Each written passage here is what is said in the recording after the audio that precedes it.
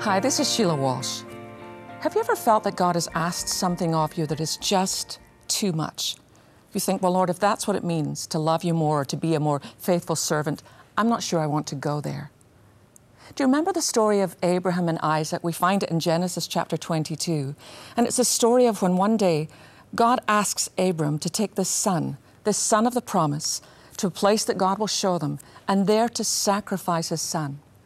I've always struggled with that passage, but never more so than when I became a mother myself at the age of 40 to one boy. And I remember hearing that sermon and that passage after Christian had been born, maybe just a few weeks old. And I literally had to get up and walk out of church because I thought, Lord, please don't ask that of me. And I felt as if God said, Sheila, take another look at the story.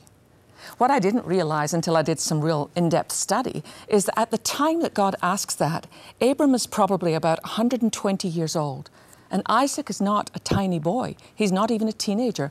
Most theologians agree from 1st century Josephus up into present day that at that point Isaac is between 20 and 30 years old. So he's a man.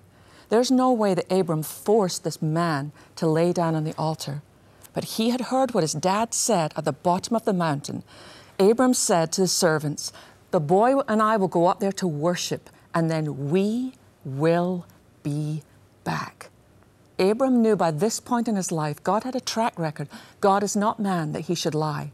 And Abram knew even if he had to sink a dagger into this boy's heart, God would raise him from the dead again. Sometimes we have to be willing to put our own dreams to death. Sometimes that is the greatest act of worship. That's what Abram said. The boy and I will go up to worship, and then we will be back. The thing that I love about this story is that it's not as if Abraham was being forced into something. We read the story, it says he got up early because he trusted God. God is trustworthy. There's many people perhaps in your life that are not, but we read in Deuteronomy that God is not man that he should lie.